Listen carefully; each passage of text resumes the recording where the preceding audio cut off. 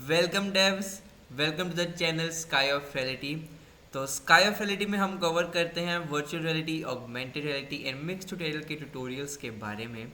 तो आज का हमारा टॉपिक है वी आर मल्टीप्लेयर पार्ट 2।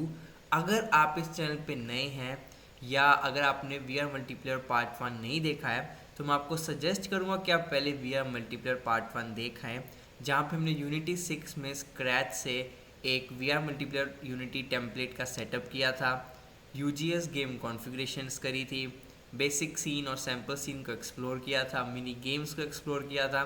तो आप एक बार वो ट्यूटोरियल देख लें, और अगर आप चैनल पे नए हैं तो चैनल को सब्सक्राइब कर लें ऐसे और ट्यूटोरियल्स देखने के लिए। तो चलिए हम स्टार्ट करते हैं आज का ट्यूटोरियल। तो हम स्टार्ट करेंगे एक एम्प्टी सीन से। तो अगर आपने मेरा पार्ट 1 फॉलो किया हुआ है तो उसी सीन के अंदर, उसी आप यूनिटी के अंदर आप एक नया सीन बना लें, और मैंने सीन का नाम रखा है V R multiplayer template part 2। आप यहाँ पे कोई भी अगर और गेम ऑब्जेक्ट है मेन कैमरा उसे डिलीट कर दें। मेन कैमरा डिलीट करने के बाद हम यहाँ पर ऐड करेंगे एग्जिस्टिंग प्रीफैब्स जो यूनिटी ने हमें दिए हैं वी आर मल्टीप्लेयर गेम बनाने के लिए। और आप देखेंगे कि उन प्रीफैब्स को यूज़ करके हम कितनी जल्दी अपना सीन सेटअप कर सकते हैं स्क्रैच से, और कितनी जल्दी हम एक वी आर मल्टीप्लेयर गेम बना सकते हैं। तो चलिए शुरू करते हैं। तो पहले हम प्रीफैब्स पे जाएंगे और वहाँ पे हम सर्च करेंगे एक्स आर ओरिजिन। तो यहाँ पे एक्स आर ओरिजिन दो तीन तरह के होंगे, पर हमने लेना है X R origin hands MP template variant, multiplayer template variant. तो इसको हम ड्रैग एंड ड्रॉप कर देंगे, और यहाँ पर हम एक प्लेन ऑब्जेक्ट बना लेते हैं, 3D ऑब्जेक्ट बना लेते हैं प्लेन, और इसको मैं स्केल कर देता हूँ 5, और इसकी पोजीशन मैं कर देता हूँ 0।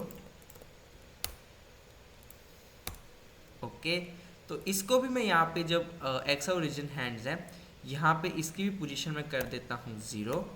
ओके, तो X R origin hands add करने के बाद हमारा नेक्स्ट काम होगा नेटवर्क मैनेजर ऐड करना।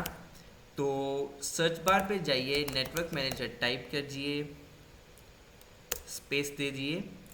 तो हमने ऐड करना है network manager V R multiplayer, तो इसको भी आप ड्रैग एंड ड्रॉप कर दें।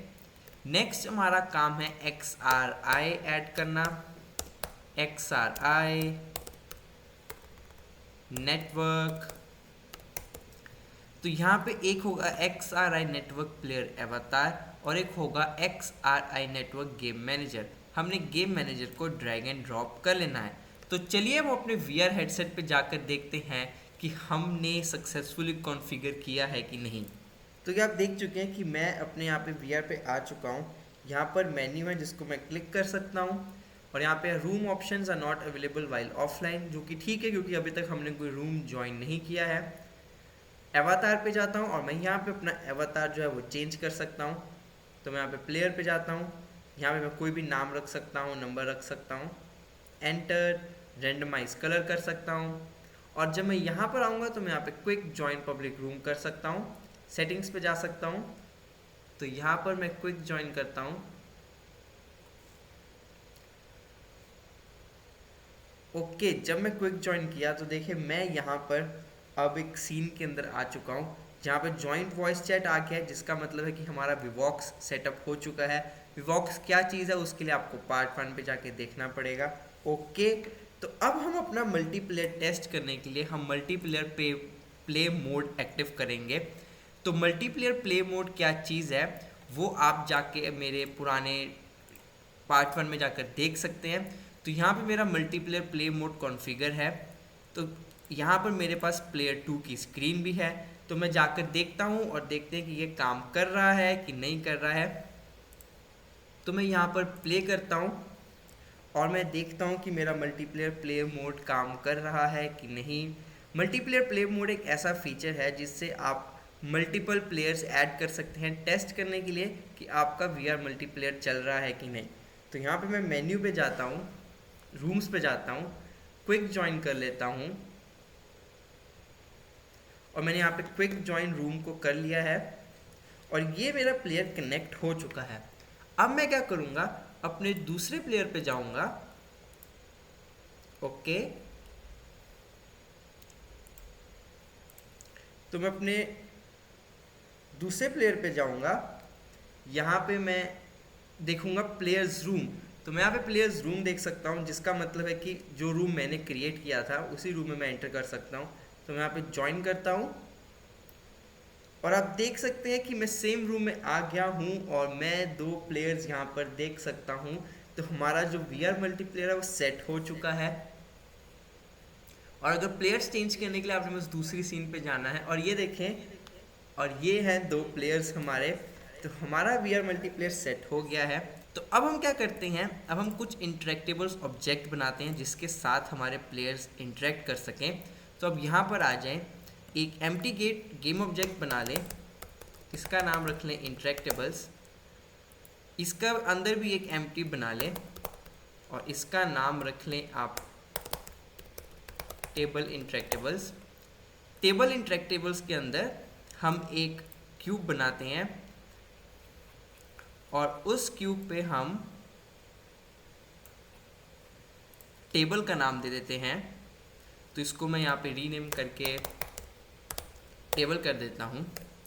तो अब हमने क्या करना है, इस टेबल को हम थोड़ा सा इधर पीछे कर लेते हैं।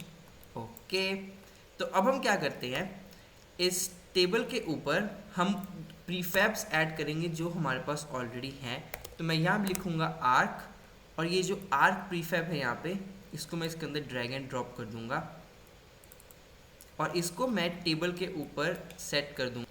तो मैंने इस आर्क को सेट कर दिया है और इसी तरह मैं यहाँ पर जाऊँगा, यहाँ पे टाइप करूँगा क्यूब और इस क्यूब को मैं यहाँ पर ऐड कर दूंगा। तो यहाँ पे मेरे पास 2 गेम ऑब्जेक्ट्स आ गए हैं, आर्क और क्यूब। तो अब हम जाकर टेस्ट करते हैं कि हम इस आर्क और क्यूब के साथ इंटरेक्ट कर सकते हैं कि नहीं। तो प्ले करता हूँ मैं यहाँ पे। ओके, तो पहले हम यहाँ पे रूम ज्वाइन कर लेते हैं। मैं इस अवतार का कलर रैंडमाइज करके ब्लू कर लेता हूँ और मैं यहाँ पे ओके, मैं यहाँ पे रूम ज्वाइन कर चुका हूँ। इसी तरह मैं यहाँ अपने मेन एडिटर पे आऊँगा और मैं यहाँ पर भी एक रूम ज्वाइन कर लूँगा। तो देख सकते हैं प्लेयर्स रूम, इसका भी मैं कलर रैंडमाइज करके रेड कर लेता हूँ। ओके, तो देखिए मैं यहाँ पे दूसरे प्लेयर को देख सकता हूँ और अगर मैं यहाँ पे प्लेयर के पास जाता हूँ तो आप देख सकते हैं कि जो दूसरा प्लेयर है वहाँ पे भी ये ऑब्जेक्ट मूव हो रहा है, बिग हो रहा है, इसकी पोजीशन चेंज हो रही है, इसका स्केल चेंज हो रहा है। तो इसका मतलब कि हमारे VR मल्टीप्लेयर का जो नेटवर्क है वो सिंक है। तो हमारा VR मल्टीप्लेयर चल रहा है दोनों प्लेयर्स के लिए। अब हम देखते हैं कि आर्क के ऊपर क्या क्या ऐसे स्क्रिप्ट्स लगी हुई हैं जो रिस्पॉन्सिबल हैं सारी सिंक्रोनाइजेशन के लिए। तो यहाँ पे लगा हुआ है नेटवर्क ऑब्जेक्ट। तो नेटवर्क ऑब्जेक्ट क्या करता है, हर ऑब्जेक्ट को एक यूनिक आईडी देता है, जिस यूनिक आईडी से जो यूनिटी गेम सर्विसेज है वो कॉन्फ़िगर करती है कि कौन सा ऑब्जेक्ट स्पॉन हो रहा है और कौन सा ऑब्जेक्ट डीस्पॉन हो रहा है। और क्लाइंट नेटवर्क ट्रांसफॉर्म से क्या होता है, जब भी कोई ऑब्जेक्ट मूव करता है या रोटेट होता है या उसको हम बड़ा या छोटा करते हैं, उसको स्केल करते हैं, तो client network transform network manager पे बिना लोड आए हर सीन के ऊपर वो चीज़ सिंक्रोनाइज करता है। और नेटवर्क फिजिक्स इंटरेक्टेबल, ये वो स्क्रिप्ट है जो ऑब्जेक्ट्स की जो फिजिक्स इंटरेक्शंस हैं जैसे ग्रेविटी और उनका स्केल होना, उसको रियलिज्म अफेक्ट जो है उसके ऊपर मेंटेन करके रखता है। तो यहाँ पर हमने इंटरेक्टेबल्स कॉन्फ़िगर कर लिया है। अब हमें इसका जो UI है उसको थोड़ा सा हम अच्छा बनाते हैं, क्योंकि हमेशा हमें रूम ज्वाइन करने के लिए मेन्यू पे जाना पड़ता है। तो अब हमारा नेक्स्ट स्टेप क्या होगा, हम यहाँ पर जाते हैं, UI पे जाते हैं, कैनवस क्रिएट करते हैं। जब हम कैनवस क्रिएट करेंगे हमारा इवेंट सिस्टम भी साथ में क्रिएट हो जाएगा। तो आप कैनवस पे जाएं, वर्ल्ड स्पेस कर लें, यहाँ पे 0 0 कर लें और विड्थ एंड हाइट भी आप 0 एंड 0 कर लें, कंट्रोल S कर लें।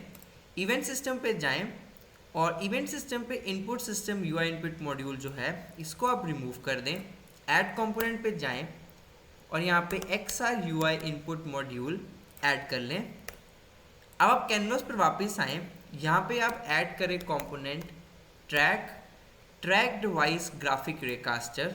ओके, अब आपने क्या करना है, अब हमने यहाँ पर लिखना है ऑफलाइन ऑफलाइन मेन्यू को आपने कैनवस के अंदर ड्रैग एंड ड्रॉप कर देना है। जब आप इसको ड्रैग एंड ड्रॉप करेंगे हम देखेंगे हमारे पास यहाँ पे एक वॉल आ जाती है ऐसी।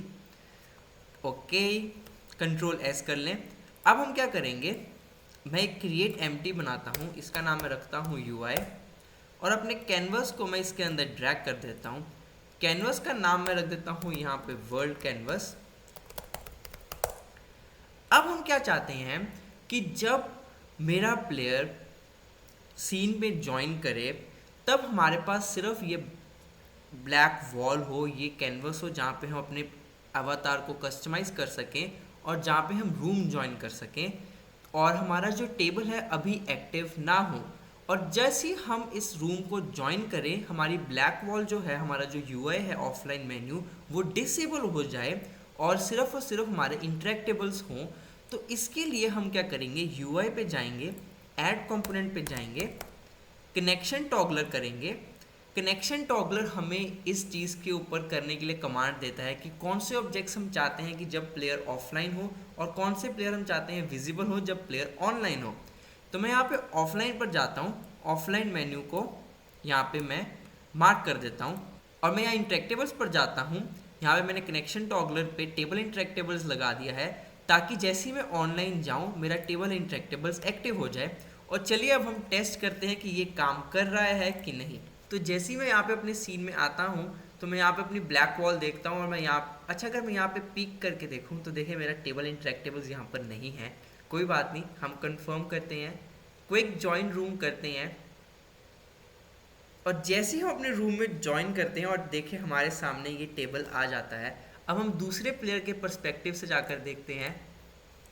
ओके, तो ये मेरे दूसरे प्लेयर की स्क्रीन है। मैं यहाँ पे रेंडमाइज कलर करता हूँ, यूनिटी क्रिएटर्स रूम पे ज्वाइन करता हूँ, और देखिए मेरा यहाँ पे जो प्लेयर है वो आ चुका है, और मैं यहाँ पे अब अपने प्लेयर के साथ ऑब्जेक्ट्स पे इंटरेक्ट कर सकता हूँ। ओके, तो हमारा ये चीज़ अब चल रही है। होपफुली आपको ये हेल्प करेगी इस चीज़ को टॉगल करने में कि कौन से ऑब्जेक्ट्स आप चाहते हो एक्टिव हो और कौन से ऑब्जेक्ट्स एक्टिव ना हो। अब हम क्या करेंगे, अब हम एक गेम ऑब्जेक्ट को स्क्रैच से क्रिएट करते हैं, उसके ऊपर हम स्क्रैच से सारे मल्टीप्लेयर के कंपोनेंट्स डालते हैं ताकि हमें और डीपर नॉलेज हो जाए। तो अब हम यहाँ पे हम स्क्रैच से एक ऑब्जेक्ट के ऊपर हमारे VR मल्टीप्लेयर की स्क्रिप्ट्स अटैच करते हैं। तो हम टेबल इंटरेक्टेबल्स पर जाएंगे, यहाँ पे मैं एक क्रिएट एम्प्टी गेम ऑब्जेक्ट कर लूँगा, और इस गेम ऑब्जेक्ट को मैं हमारे टेबल के ऊपर जो है पोजीशन कर दूँगा कुछ इस तरह कि ये मेरे टेबल के ऊपर आए, और इसका मैं नाम यहाँ पर कर दूँगा स्फीयर इंटरेक्टेबल। अब मैं यहाँ पे क्या करूँगा, 3D ऑब्जेक्ट स्फीयर यहाँ पे ऐड कर दूँगा, और इसको मैं स्केल कर दूँगा 0.2 पे, और इसको थोड़ा सा ऊपर मूव कर दूंगा। अब मैं यहाँ पे स्फीयर कोलाइडर को रिमूव कर दूंगा क्योंकि मैं यहाँ पे एक सेपरेट कोलाइडर ऐड करना चाहता हूँ। तो मैं स्फीयर इंटरेक्टेबल पर जाऊँगा, 3D ऑब्जेक्ट पर जाऊँगा, फिर से एक स्फीयर ऐड करूँगा और उसको सेम स्केल असाइन कर दूंगा, और मैश फिल्टर और मैश रेंडर जो है रिमूव करके हम स्फीयर कोलाइडर पे एक एक्सटर्नल कोलाइडर जो है अटैच कर देंगे। अब हम स्फीयर इंटरेक्टेबल्स पर जाकर रिजिड बॉडी ऐड करेंगे। रिजिड बॉडी ऐड करने के बाद हम XR ग्रैब ट्रांसफॉर्म इंटरेक्टेबल ऐड करेंगे, और XR ग्रैब इंटरेक्टेबल पे आप इंस्टेंटेनियस को वेलोसिटी ट्रैकिंग कर दें, रिटेन ट्रांसफॉर्म पेरेंट को अनटिक कर दें ताकि जो गेम ऑब्जेक्ट है वो अपनी पेरेंट आइडेंटिटी से इंडिपेंडेंट हो जाए और सीमलेसली हम प्लेयर्स के अक्रॉस इस ऑब्जेक्ट को सिंक्रोनाइज कर सकें। यूज़ डायनामिक अटैच को आप ऐड कर दें। अब हम यहाँ पर ऐड करेंगे XR जनरल ग्रैब ट्रांसफॉर्मर। फिर इसके बाद हम ऐड करेंगे हमारा नेटवर्क मैनेजर जो कि एक मेन कंपोनेंट है, सॉरी नेटवर्क मैनेजर नहीं, नेटवर्क ऑब्जेक्ट, मैंने सही अटैच किया लेकिन बोला गलत, तो आप ध्यान रखें नेटवर्क ऑब्जेक्ट अटैच करें, नेटवर्क मैनेजर नहीं।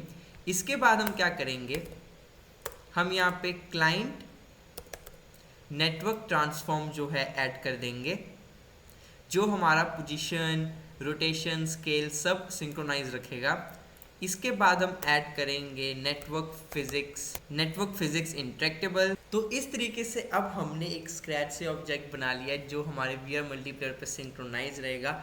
अगर आपको ये वीडियो अच्छी लगे और आपको ये यूज़फुल लगी हो तो चैनल को सब्सक्राइब करना मत भूलना। और आपको किसी और टॉपिक के ऊपर वीडियो चाहिए तो आप मुझे कमेंट बॉक्स में बता सकते हैं, मैं उस वीडियो पे काम करने की कोशिश करूँगा और नेक्स्ट वीडियो को उसमें कवर करूँगा। तो thank you for watching till and, मिलते हैं अगली वीडियो में।